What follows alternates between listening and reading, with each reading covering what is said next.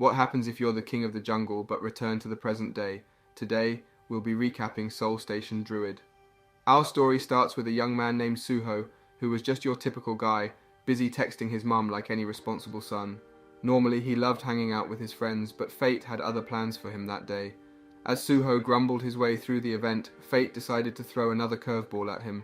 He accidentally bumped into a stranger and received a scolding that made him feel like he'd been dunked in a pool of embarrassment. He quickly apologized, but deep down, he couldn't help feeling a mix of disgust and frustration. Just when Suho thought things couldn't get any worse, chaos struck the city in the form of a lightning storm. One strike after another, the sky turned into a dazzling spectacle of destruction. It was like watching a fireworks display gone horribly wrong. Suho stood there in awe, unable to comprehend the sheer devastation unfolding before his eyes. People were dying left and right, and all he could think about was how to save himself. With panic driving his every move, Suho sprinted through the chaos, desperately trying to escape the wrath of the relentless lightning. But just as he thought his luck had run out, he spotted a truck barreling towards him. In that heart-stopping moment, it felt like his life was flashing before his eyes. And then, a miraculous twist of fate occurred. Suho woke up, drenched in sweat, only to find himself in an unfamiliar place. As his eyes adjusted to the surroundings, he looked up and saw not one but two moons in the night sky. Strange creatures roamed the land, unlike anything he had ever encountered before. To say Suho was bewildered would be an understatement. Now, completely disoriented and naked, yes, naked, Suho found himself in a whole new world. Questions flooded his mind, but there were no answers in sight. Just when he thought things couldn't get any crazier, a life-or-death encounter with a bear loomed before him. But hold on tight, because this time, Suho witnessed an epic showdown between the bear and a pack of wolves. Talk about a jaw-dropping moment! Reality had taken a vacation, leaving Suho scratching his head in disbelief.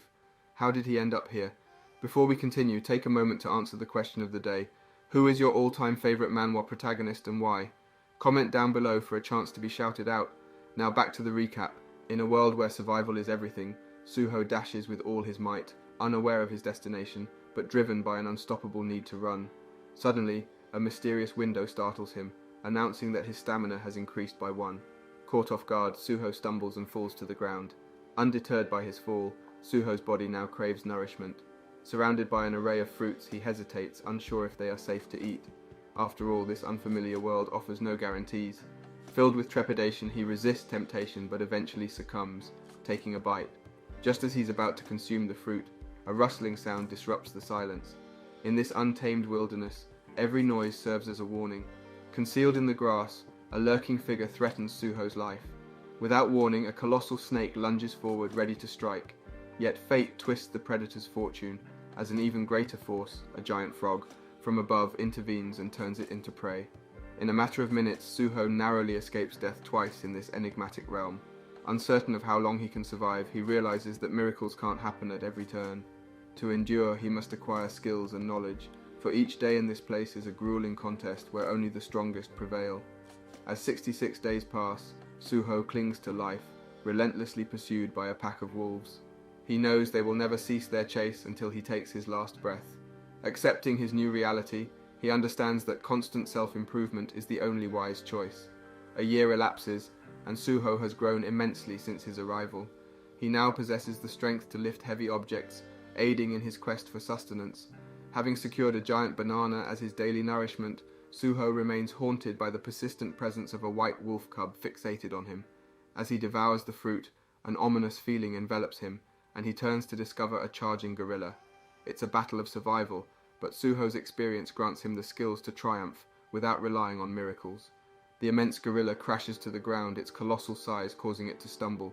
As it regains composure, it realizes it had nearly slain a vengeful wolf. Like any wild predator, the gorilla detests being challenged by a weaker creature. It bellows, attempting to frighten the wolf away, but the determined predator refuses to retreat. The gorilla strikes, but its efforts fall short, leaving it no choice but to strike again. In a courageous act, Suho intervenes, thrusting a blade into the gorilla's eye, intensifying its fury beyond measure. The wolf seizes the opportunity to flee, yet Suho cannot escape. Now, he must confront an enraged gorilla, more determined than ever to claim his life. But just as the climax approaches, we snap back to the present, Suho in the real world, surrounded by doctors. He recounts his extraordinary tale, attempting to explain the unfathomable encounters he endured. Although skeptical, the doctors find something intriguing about his story, prompting one to question why Suho would engage in a battle he knew he couldn't win against the gorilla. With conviction, Suho enlightens them about the essence of fighting and the necessity of overcoming greater adversaries to become stronger and more powerful. He reveals that no matter where one goes, there will always be a ruler. On the other side, tensions reach their peak as Gorilla prepares to deliver the final blow to Suho. But just when all hope seems lost, a surprising turn of events unfolds. Out of nowhere, a majestic white wolf leaps into action, lunging at the gorilla with ferocious determination. Gorilla is taken aback, unable to believe his eyes. The very creature that had once sought Suho's demise is now his fearless protector, willing to sacrifice its own life for him. The entire group seizes this unexpected opportunity, launching a united assault on the gorilla. Suho is left dumbfounded as he watches the wolves, his former adversaries, rallying to save him. Overwhelmed by the intense clash, Suho loses consciousness, but the wolves show restraint. They hold back their aggression because the pup Suho had selflessly saved earlier happens to be the king's son. In a remarkable display of honor, the wolf pack acknowledges Suho's noble act. As time passes, the boundaries between enemies and friends blur. Suho becomes an integral part of the wolf pack, embraced as if he had always been one of them. The once lonely boy discovers a sense of belonging and acceptance among these remarkable animals, who were the first to embrace him in this strange new world. Fast forward to Suho's 31st year, and he is virtually unrecognizable from his former self. What was once a timid, vulnerable boy has transformed into a fearless warrior, fearlessly taking on formidable adversaries, including gigantic snakes. He now stands ready to do anything to protect his newfound family, the wolves. Together they embark on hunting expeditions, easily taking down even the largest of boars. The passing years fail to yield another human like Suho in this wild realm. He forges deep bonds with his lupine companions, experiencing both the joy of making new friends and the sorrow of losing cherished ones. Initially uncertain of his survival in this untamed land, Suho defies the odds, remaining standing stronger than ever, even after centuries of challenges. Mesmerized by Suho's incredible tale, the Doctor finds it the most captivating story he has ever heard. After all, no ordinary human can live for 500 years, let alone become the revered king of wolves. Intrigued, the Doctor poses the pivotal question: how did Suho manage to return? With a reflective gaze, Suho begins recounting the tale of the war he ignited against the gorillas at Moonlight Hill. Leading the wolves into battle, Suho was prepared to claim their greatest victory yet. The conflict erupted, resulting in a brutal clash where lives were mercilessly lost. Suho set his sights on the king gorilla, knowing that defeating it would seal their triumph. With unwavering determination, he closed in on his target, victory seemingly within his grasp. But then, in a twist of fate, something extraordinary occurred, and Suho vanished from the world without a trace. Meanwhile, back on Earth, a group of individuals scours the desolate ruins of a decimated city, desperately searching for something of great importance. Suddenly, their device starts emitting signals, indicating that a momentous event is about to unfold. Fear grips them, and they scramble to flee as a mysterious portal materializes before them. A brave girl brandishing a sword stands her ground, ready to face whatever emerges from the portal. As it opens, the figure that steps through is none other than Suho himself. We kick things off with a bang as a portal opens, crackling with enormous energy. In a flash, it disappears, leaving behind a bewildered Suho, lying on the ground in all his naked glory. But hold on, folks, this isn't your typical day at the park. Turns out everyone thinks this is just another returner. No biggie, right? Fast forward to Suho waking up in a hospital, surrounded by doctors and a feeling of disorientation. Cue the suspenseful music. One doctor, eager to document Suho's experience, assures him that he's perfectly fine and will be discharged soon. But wait, what's this? Suho stops the doctor, a mischievous smile playing on his lips. Turns out this is the first human he's talked to in thousands of years. Talk about a plot twist. The doctor, intrigued by this unexpected encounter, knows he's struck gold with this information. Meanwhile, at the top secret Awakener Bureau headquarters, we meet our mysterious girl and her boss. They're discussing none other than Suho, the rare F-rank patient. The boss explains that if Suho were an E-rank patient, he'd be showered with government benefits.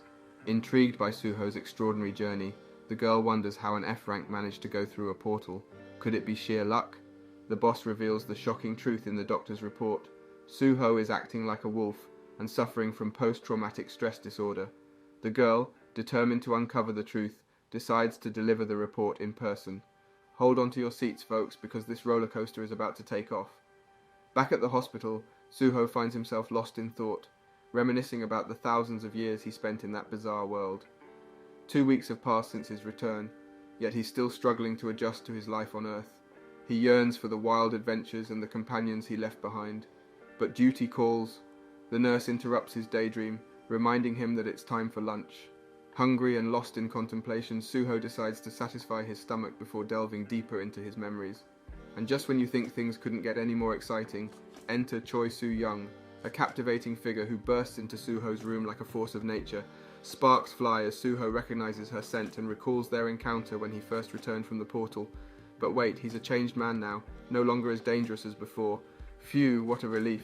Curiosity piqued, Suho asks Soo-young about the Awakener Bureau.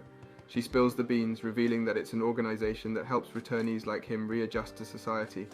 Eager to gather more information, Soo-young requests Suho's consent to share his details. But hold your breath, folks, because Suho's attention is drawn to something unexpected, the humble pen. It's been ages since he held one.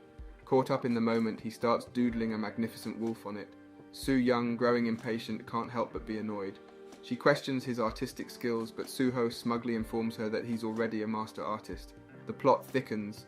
With disappointment etched on her face, Soo-young wonders if Suho accomplished anything useful in his time away. Suho, quick to correct her, reminds her that it wasn't just a few years, it was thousands. The time difference is mind-boggling. The woman still doesn't believe him. As Soo-young hands him his Awakener ID card, she suggests that he reunite with his long-lost family. Cue the tears of joy. As Suho's world fills with newfound purpose, he realizes that his family, whom he thought were gone forever, are alive and well. The excitement is palpable as he eagerly anticipates the long-awaited reunion. Suho's world was turned upside down. He had finally reunited with his real family, but in the process, he had lost his forest family, with whom he had shared countless years. The weight of this realization hit him hard. As he checked the report, he discovered the heartbreaking news that both his parents had passed away on the day of his return, leaving only his brother Junho alive. In a rush of emotions, Suho leapt out of bed and hurried to meet with the doctor. He desperately asked for a favor, to which the doctor responded, "What help can I give?" Undeterred, Suho revealed that his little brother was still alive and that he needed to meet him immediately.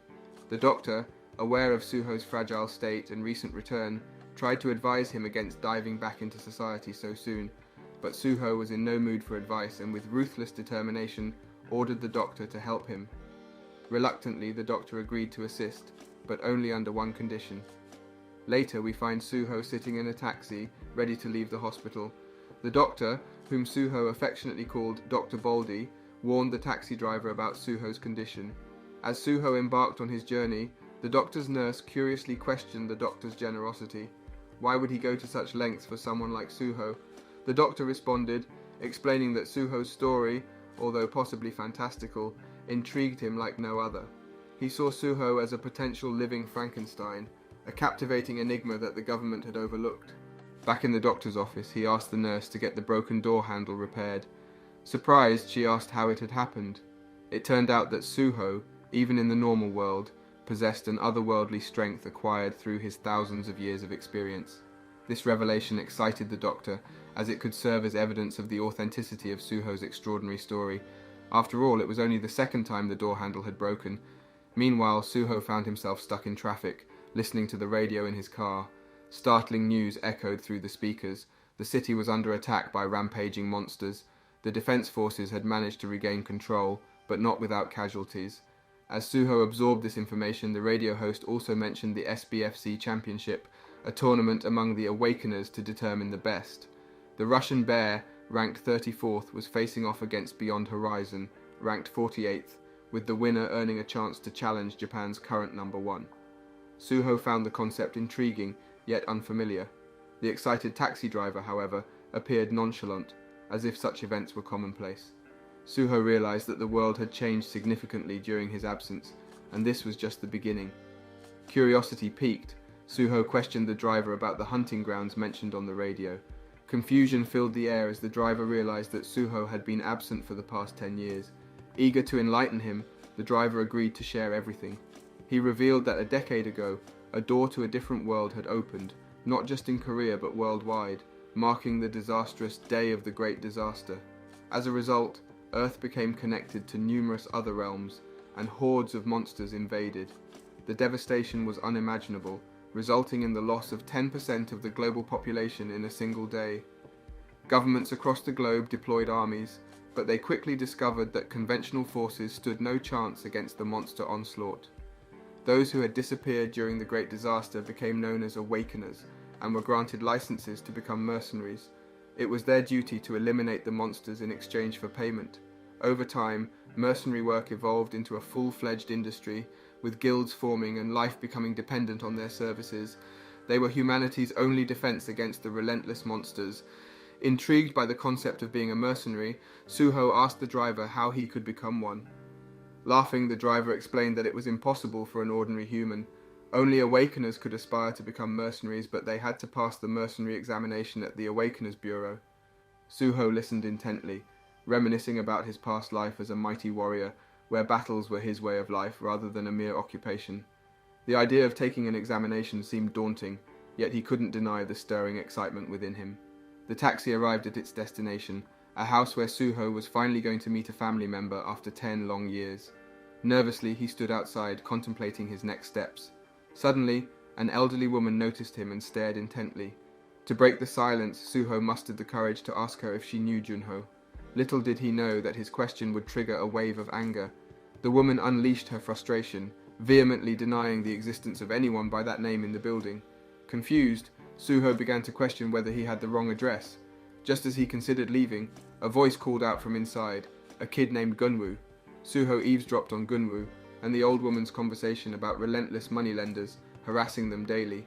Seeking some answers, Suho checked their mailbox, discovering that his brother was drowning in debt. He retreated, deep in thought, contemplating the nature of true power.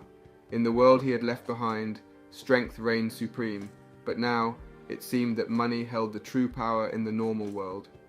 With these thoughts swirling in his mind, Suho embarked on a new journey, uncertain of what lay ahead.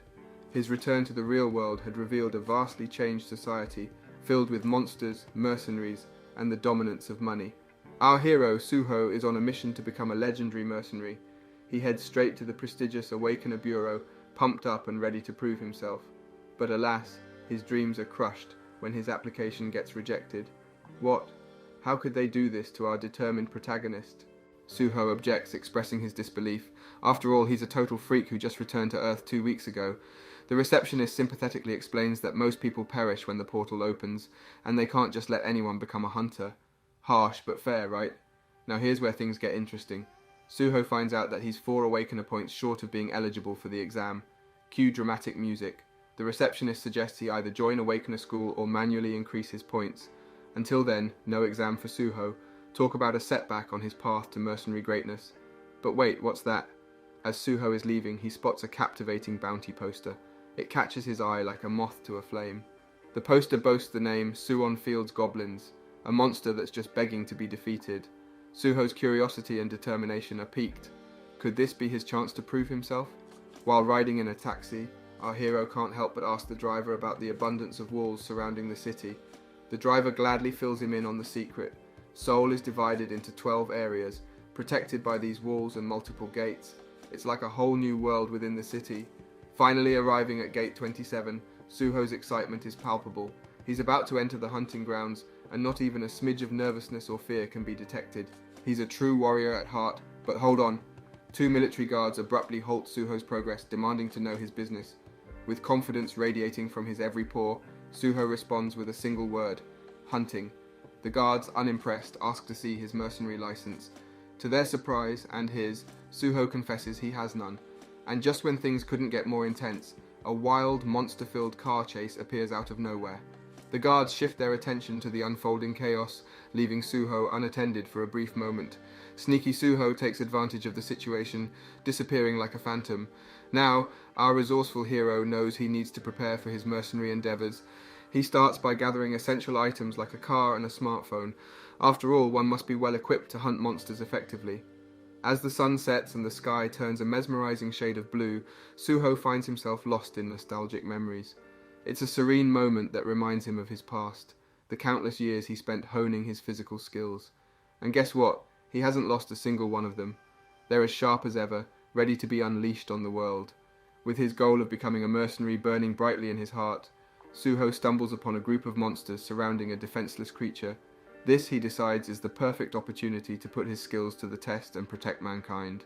In a breathtaking display of strength and prowess, Suho engages the monsters, dispatching them with ruthless efficiency. It's like he's reliving his battles against the otherworldly creatures he once faced.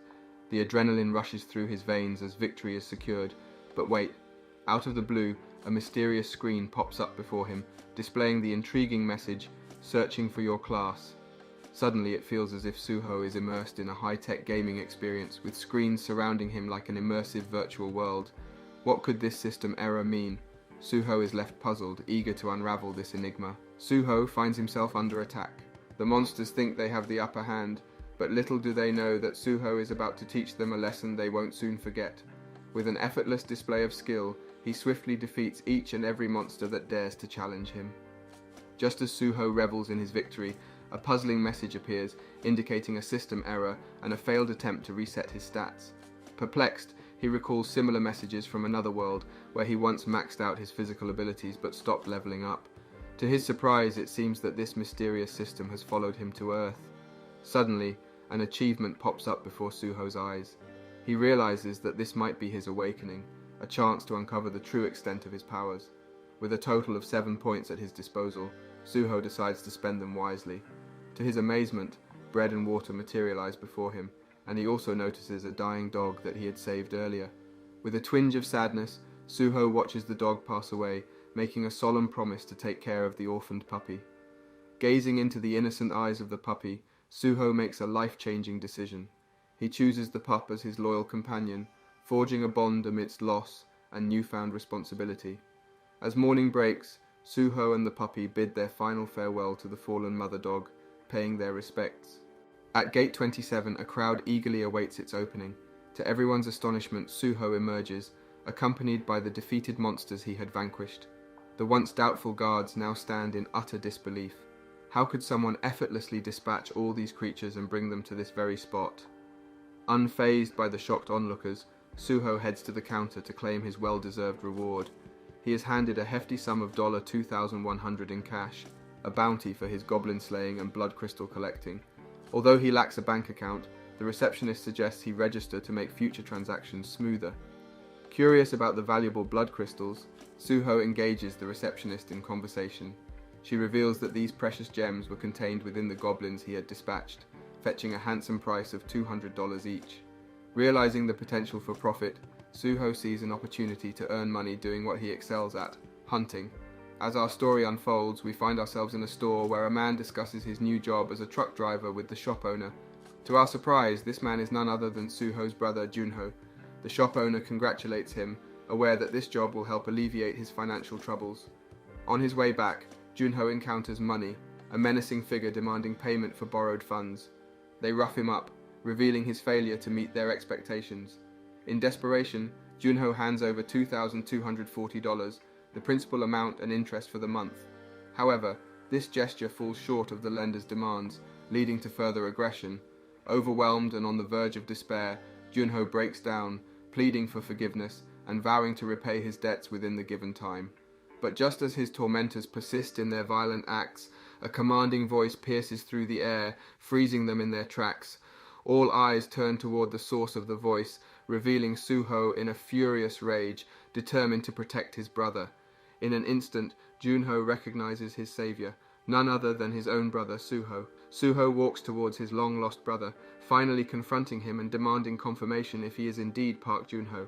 But before we delve into their intense encounter, let's take a trip back in time to a fateful day before the great disaster. Even in this flashback, things aren't much different for poor Junho. Bullies at school relentlessly attack him, leaving him defenseless and desperate for help. And just when it seems all hope is lost, he spots his brother nearby and calls out for assistance. To Junho's dismay, Suho doesn't react at all, not even sparing a glance in his direction as Junho cries out for aid. Perhaps Suho doubted his own abilities back then, before he became a fearless warrior in the wild. Junho realizes the bitter truth about his brother's uselessness. Fast forward to the day of the great disaster, where Junho sits in front of the television when suddenly emergency news flashes across the screen. reporting a massive explosion. Panic sets in as Junho realizes Suho is still not home, and he rushes to the door, only to be stopped by his aunt and uncle. A small relief washes over them as they discover Junho is safe at home, but their hearts sink when he mentions Suho's absence. Just then, a colossal explosion shatters their building, leaving devastation in its wake. As Junho dusts himself off from the rubble, he finds himself face to face with a monstrous eye staring back at him. From that day onward, Junho couldn't care less if his brother was alive or dead. Their relationship had never been strong enough to inspire concern. Now, let's return to the present, where Junho stands in stunned silence after coming face to face with his long-lost brother. Surprisingly, Suho remains calm and cracks a joke about how much older he looks, even though he's the younger sibling. Junho, still reeling from the shock, musters the courage to ask how Suho is alive and well, but before they can continue their conversation, an intrusive moneylender interrupts, believing the brothers to be mentally ill. This infuriates Suho, and he can't bear to see his brother insulted any longer. In an impressive display of strength, Suho swiftly smashes the moneylender's head into the ground. This newfound power shocks Junho, who had never witnessed such a display before. Another individual tries to take on Suho, but he effortlessly stops the attack mid-air, snapping the assailant's leg within seconds. The horrifying scene prompts the third person to beg for mercy, claiming he never laid a finger on Junho. In an act of surprising generosity, Suho hands over all the money he earned from hunting monsters to the moneylender. With the ordeal behind them, the brothers leave the scene together. Upon arriving at Junho's apartment, Suho encounters the same grumpy granny who previously dismissed him, but her attitude has shifted. She now recognizes Suho as Junho's brother and invites them inside.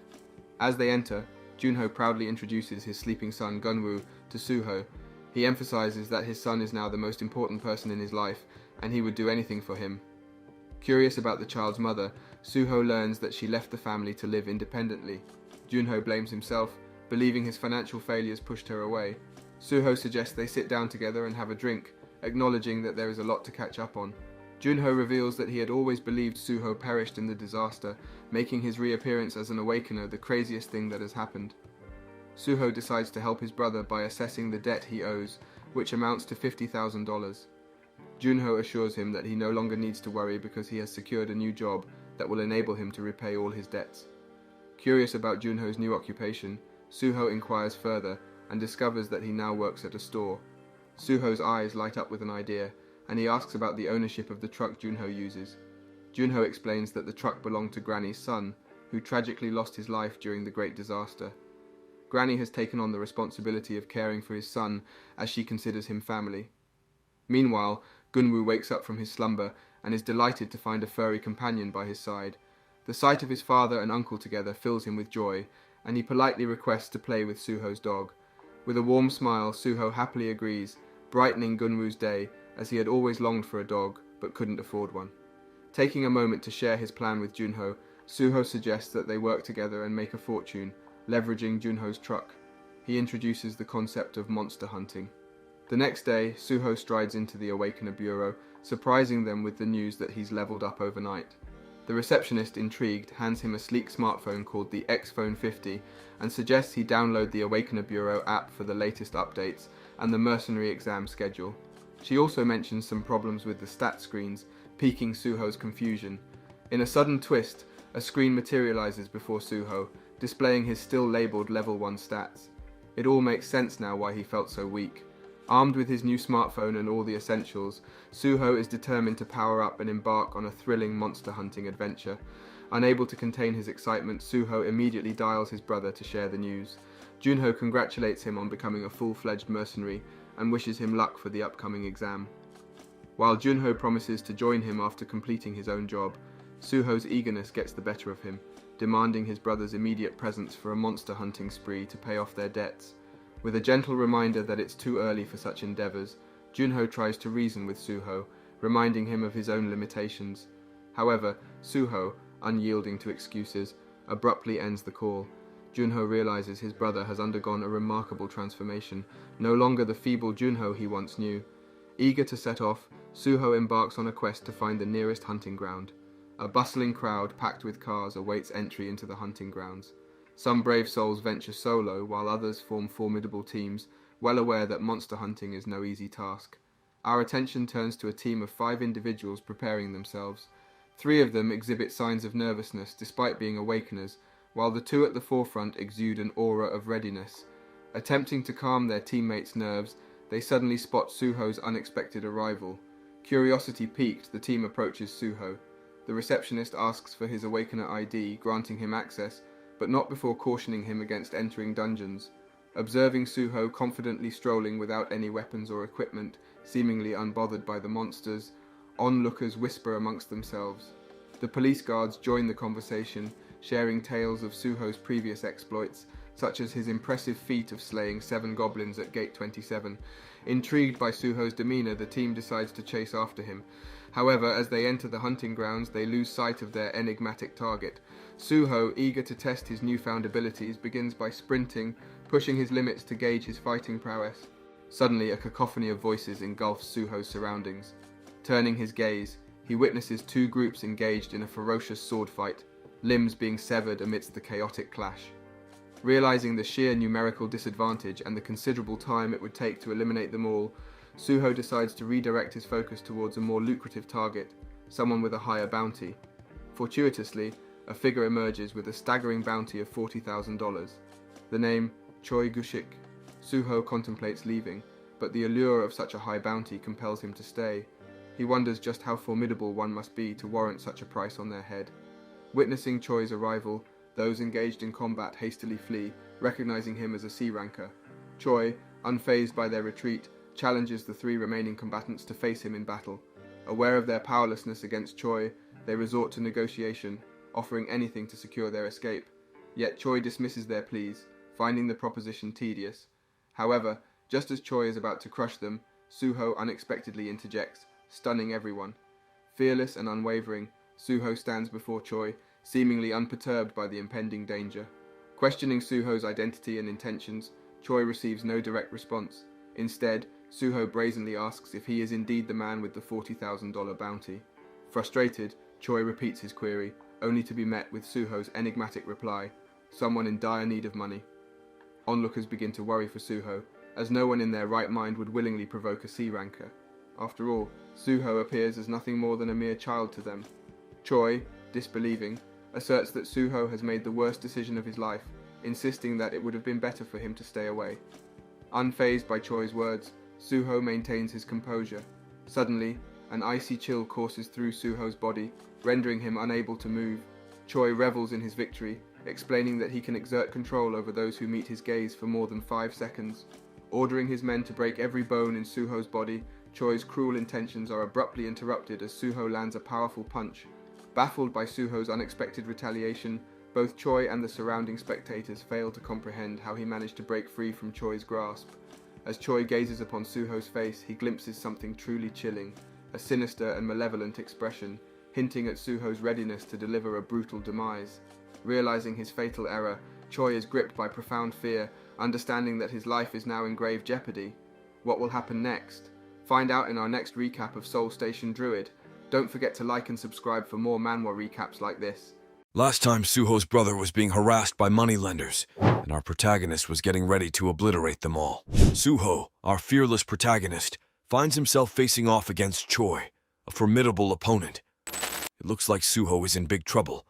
Just when Suho's about to get smacked, Choi's plans are foiled by a last-second move from Suho.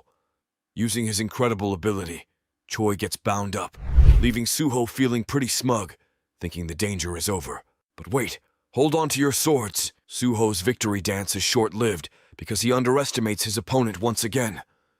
Suho's all like, "You think you can defeat me? Ha! Your bind ability is nothing compared to my skills." With a swift kick, Suho sends Choi flying like a ragdoll.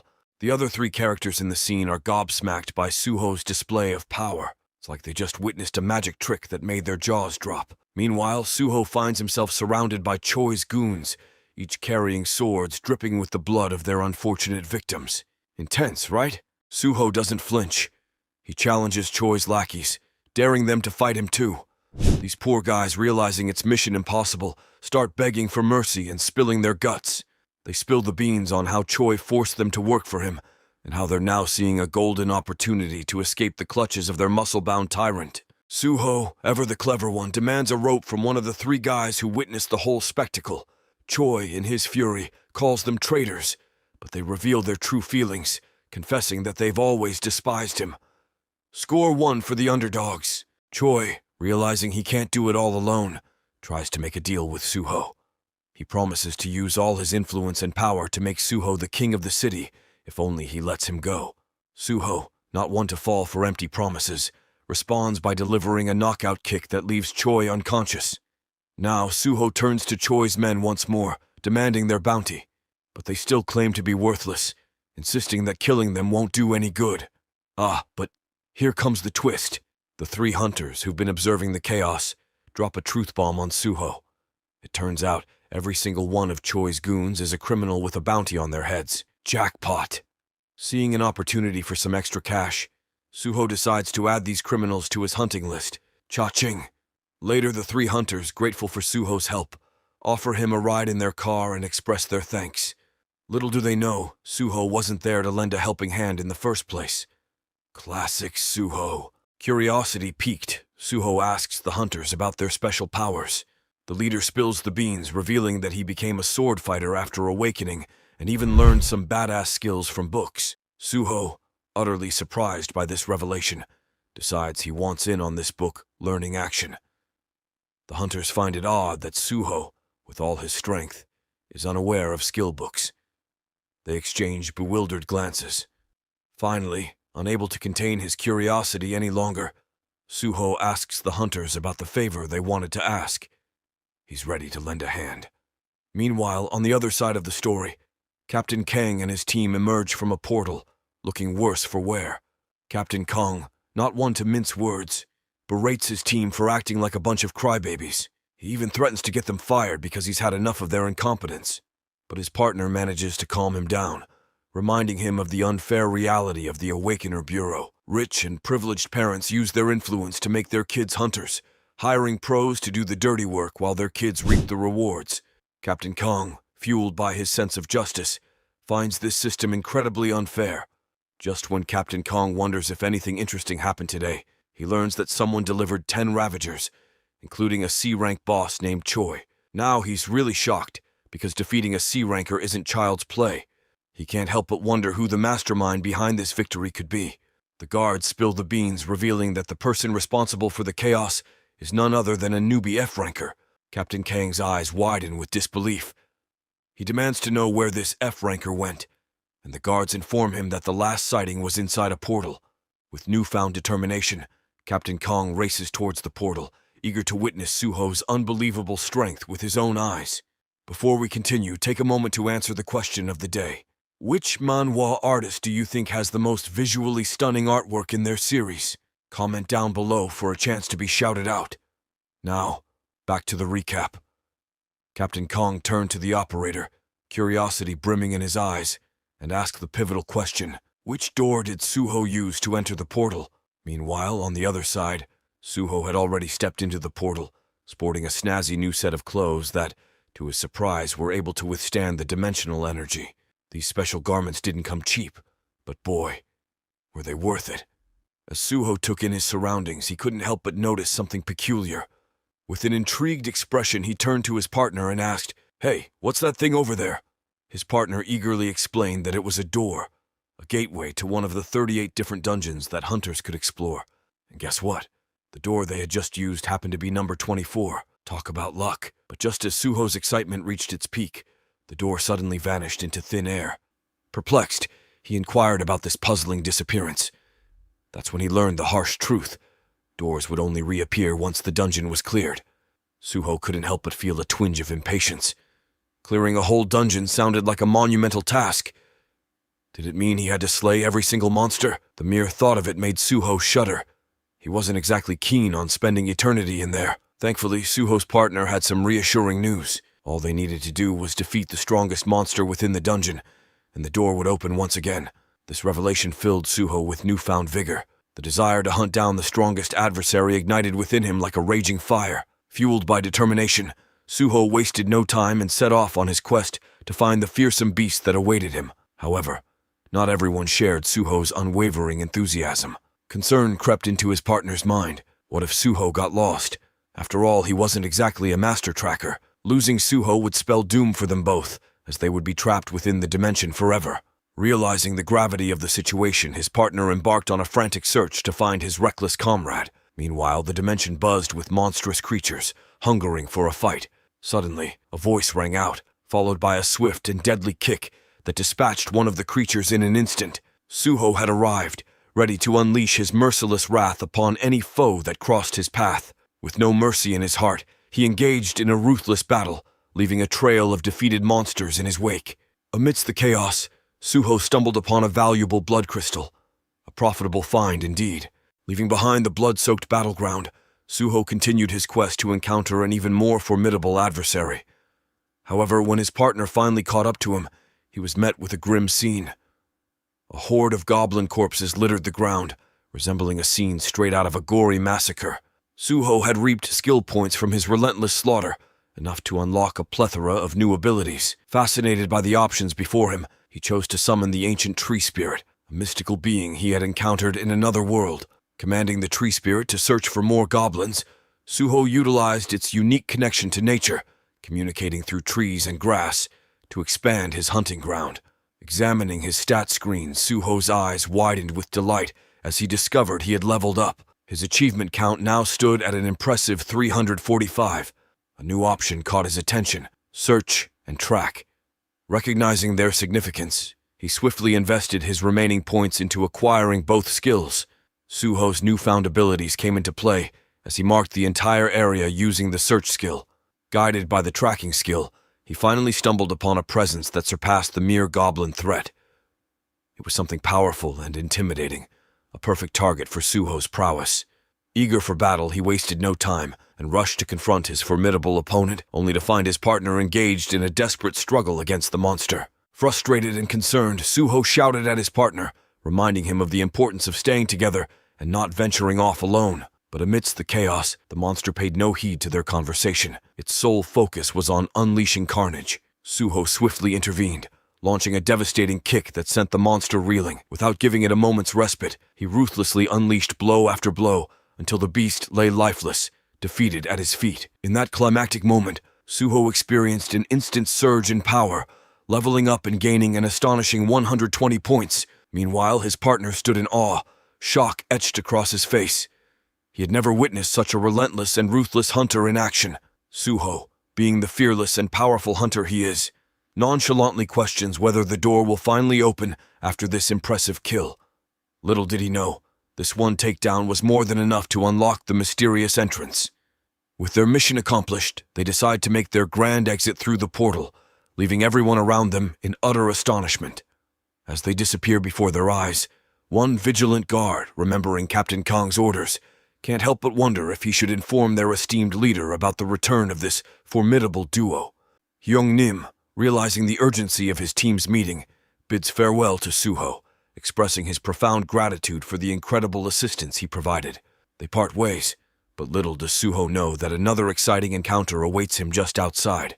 Stepping out, Suho finds himself face to face with Captain Kong, who exudes a contagious enthusiasm to meet the renowned hero.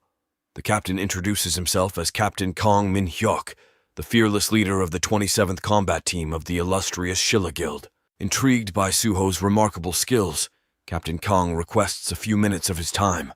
They find solace in a cozy bar where they can converse privately. The captain extends an enticing offer for Suho to join the prestigious Shilla Guild, assuring him a fantastic working environment. However, Suho wastes no time in politely declining the proposition, much to the captain's hidden frustration. Curiosity gets the better of Captain Kong, and he inquires whether Suho is affiliated with any other guild. If so, he promises to present an official offer to Suho's current guild. Suho insists that he operates independently, with no allegiance to any guild.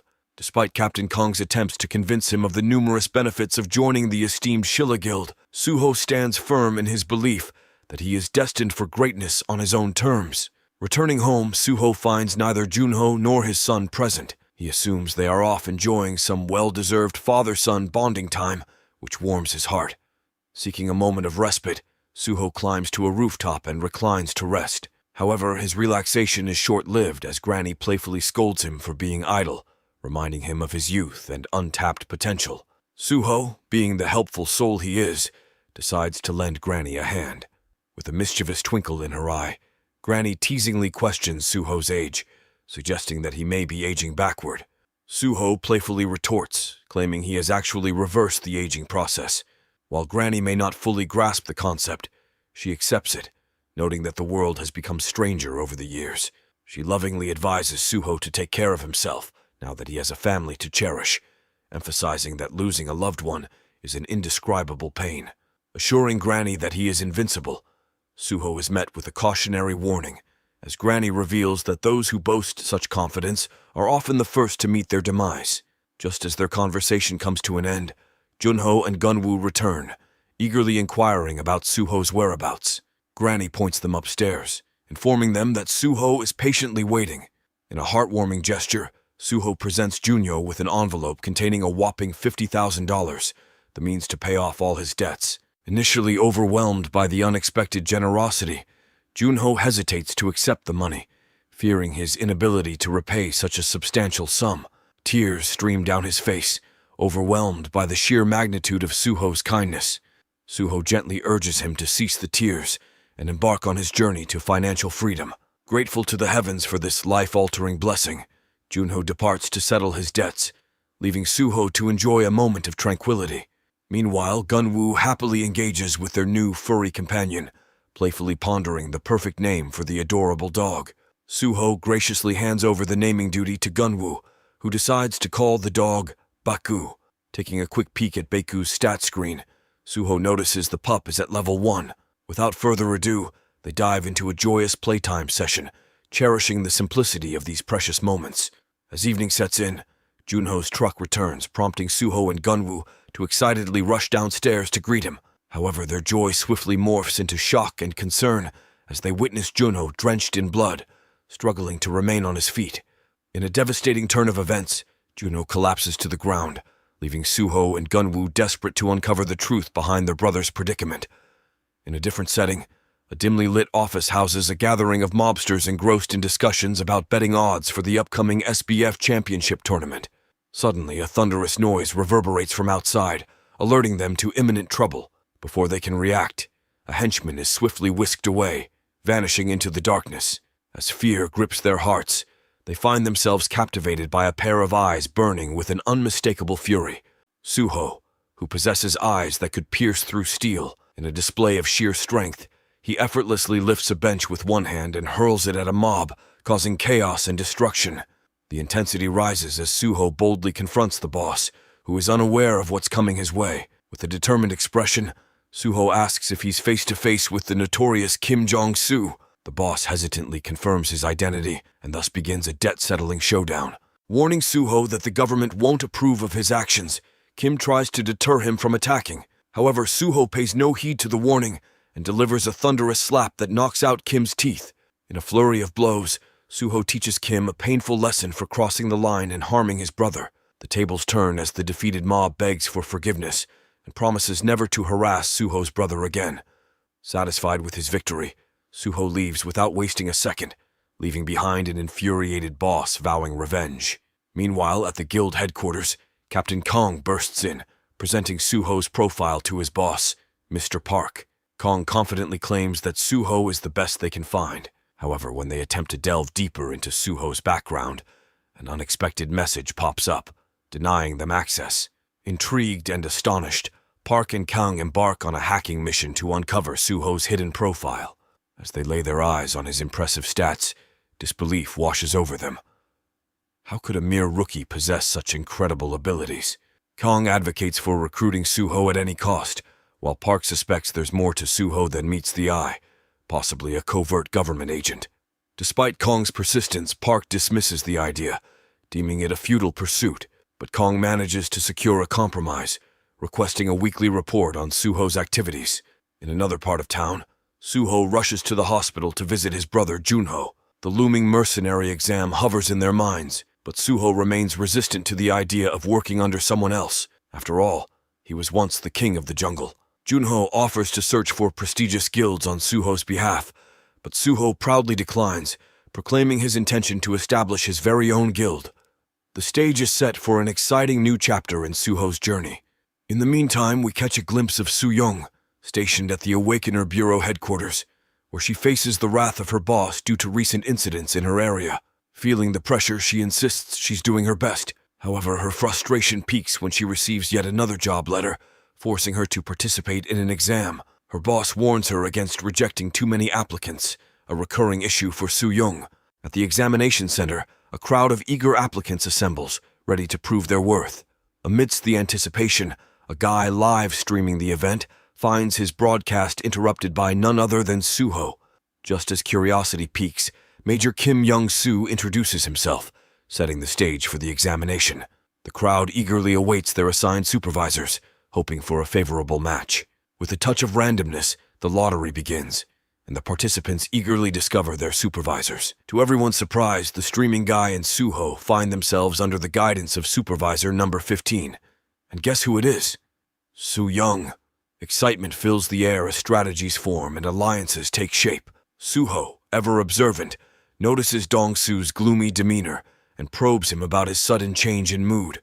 Dong-soo reveals that they're in trouble because their assigned trainer, the blonde witch, has a reputation for being tough and failing candidates on a whim. Brushing off Dong-soo's concerns, Soo-ho playfully accuses him of making excuses, igniting a spark of anger within Dong-soo.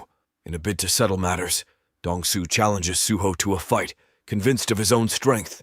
However, before the fight can unfold, Soo-young arrives, stumbling upon the deserted scene and wondering what she stumbled upon. Meanwhile, Soo-ho and Dong-soo find themselves confined within a cage, ready to engage in a brawl. Dong-soo taunts Soo-ho, reminding him of his past actions and boasting of his status as a rising YouTube boxer. Unfamiliar with the concept, Soo-ho's perceived ignorance becomes a source of amusement for the spectators, who rally behind Dong-soo. As anticipation builds, Dong-soo eagerly predicts Soo-ho will foot the medical bills after their showdown. Unbeknownst to Dong-soo, fighting has become a deep-rooted addiction for Soo-ho, and he too eagerly embraces the impending battle. However, just as the clash is about to commence, Soo-young steps in, putting an end to the chaos. With a commanding presence, she orders everyone to disperse, threatening to fail them on the spot. The crowd hastily retreats, but Soo-ho and Dong-soo remain defiantly in the cage. Soo-young confronts them, reminding them of the consequences they face for their actions. Realizing that one of them must take responsibility, she proposes that they continue their fight, with the loser facing elimination. Before we continue, let's take a moment to shout out 2KidShots 346 who commented, "Power to change probabilities." Think about it, on our Disaster Class Hero video. Thanks for commenting. Dong-soo asked Soo-ho not to hold a grudge against him, but Soo-ho apologized for what was about to transpire. Dong-soo attacked, but Soo-ho countered and knocked him out. Soo-young was shocked, and had thought that Soo-ho was the source of her discomfort since she saw him come out of the portal. Soo-ho interrupted her thoughts and asked if she also wanted to fight him, but only under the condition that if he won, she wouldn't disqualify Dong-soo. Soo-young thought Soo-ho was insane and entered the ring. She asked if he was an irregular, but Soo-ho was confused by the term. She promised to explain it to him if he survived the fight. She swung a punch at Soo-ho, but he dodged and blocked her next attacks. As they continued to fight, she told Soo-ho that if he won, she would grant him one wish in addition to his original request. She threw a kick and suspected that Soo-ho was keeping something hidden. Soo-ho was impressed with her strength and praised it. She continued to attack, but Soo-ho was able to dodge them. She then began throwing punches and kicks, which Soo-ho countered with a punch. However, she used a shield to block it, but the shield shattered and pushed her back. Soo-ho charged at her, enjoying the fight. She believed that Soo-ho was an irregular, and when he was close to her, she raised her hand and surrendered. Soo-ho was confused, but she explained that the space was too small for her to use her full abilities and suggested they continue the fight at another time. She asked him what he wanted. Soo-ho inquired if there were many strong women like her on Earth. She replied that there were not many. He then suggested that they make babies together. She slapped him in response and left, calling him crazy. He considered leaving himself as he felt he had lost the fight and blamed Soo-ho for getting him disqualified. Soo-ho explained that he was not disqualified. In an office, a man was surprised to see Soo-young's loss, as he had been watching the fight on camera. Dong-soo was confused, and Soo-ho explained to him that he had asked Soo-young to overlook his disqualification. Dong-soo then wondered why Soo-young had slapped him and thought it was his fault. He cried and referred to Suho as his big brother. Suddenly, they heard that Suho was being summoned to the supervisor's office. Suho met with the man who had observed his fight with Soo-young and informed him that their conversation would be recorded. The man revealed that he was shocked to see Suho fight a B-rank awakener and questioned if he was an irregular. The man then explained about bridge portals that connect Earth to 3 other planets, one of which is Aruka, where dwarves and elves live in harmony. Returnees who have returned from Aruka have acquired skills related to magic and artifact crafting. The next planet is Hades, which is inhabited by monsters and martial artists. The martial artists are allies of Earth, while the monsters are Earth's enemies. Lastly, there is Meter, a planet ruled by ogres and overrun with vicious monsters. Whenever a portal opens to Meter, an all-out war is expected to occur. The Earthlings who returned from these planets, people who learned powerful skills and whose combat abilities exceeded those of Awakeners, are called Irregulars. Suho found it complicated and was certain that the place he went to wasn't one of those planets. However, the man was thinking if Soo-young was just a dungeon returner, that wouldn't explain how he could fight a B-ranker. Then he asked Suho what kind of planet she came back from. Suho told his story. The man thanked him and told him to head back to the waiting room. After Suho left the office, the man was surprised by his story and called in a soldier to take over as supervisor number 15. He ordered him to monitor Suho and provide a detailed report. After the exams concluded, Dong-su excelled in the 100-meter dash, demonstrating remarkable speed. Following closely was Suho, surprising everyone with his swift performance. The major received Suho's exam results and promptly shared a video with Kim Miso from the Returner Bureau, instructing her to watch it without delay. Kim Miso's assistant informed her that the major possessed a unique ability to detect falsehoods, validating the authenticity of Suho's interview with the doctor. As the pieces fell into place, it became evident that Suho hailed from a distant 4th planet. Swift action was taken as Kim Miso ordered the immediate removal of reporters from the training grounds. Unfortunately, time was against them, as the assistant had already stumbled upon an article about Suho. Recognizing the urgency, Kim Miso swiftly issued orders to have the article taken down, but the damage had already been done. Kim Miso was contemplating that Suho was able to maintain his physical condition after passing through the portal without protective gear and was given an F rank. Due to a depletion in dimensional energy, Kim Miso pondered the possibility that Suho might truly hail from a 4th planet. Such a revelation could potentially grant Korea an edge in advancing knowledge about this enigmatic realm. Meanwhile, as the reporters found themselves hindered from reaching Suho and Dong-su ate food. Observing Suho, Dong-su discerned a certain aura that set him apart, predicting his rise to popularity. Within the waiting room, only a duo remained. Dong-su inferred that they were the sole survivors of the exam. Anxiety loomed as they contemplated the upcoming trial involving dungeon raids, a challenge requiring additional members. Suho, however, reassured his companion, dispelling apprehensions. Conjecturing that Suho's proficiency in the impending raid could attract the attention of prestigious guilds, Dong-su entertained the idea. In a surprising twist, Suho invited Dong-su to join his clan, announcing his decision to abstain from joining an existing guild. Building upon this notion, Dong-su conceived a compelling plan, the creation of a video chronicling their clan's inception and their subsequent exploits on raids. Dong-su readily embraced the proposal, accompanied by heartfelt tears. Their aspirations gained momentum when a monk abruptly entered the scene, identifying himself as Myong-jin. His arrival coincided with an announcement, mandating applicants to assemble in battle attire within the briefing room within half an hour. Myong-jin elaborated on the examiner's tendency to orchestrate impromptu dungeon raids under the shroud of night. Dong-su's incredulous reaction echoed throughout the room. The group received details about the impending dungeon raid, uncovering that it was safeguarded by the Phoenix Guild.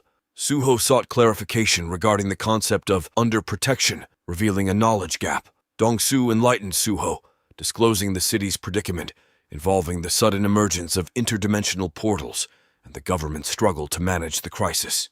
Guilds emerged as a solution, assigned to oversee and safeguard distinct sectors of the city, while harnessing the dimensional energy extracted from controlled dungeons. Suho's realization dawned. His initial intent to establish a clan stemmed from a yearning for the thrill of hunting with his old pack. Suho and Dong-su were excited to have their own dungeon.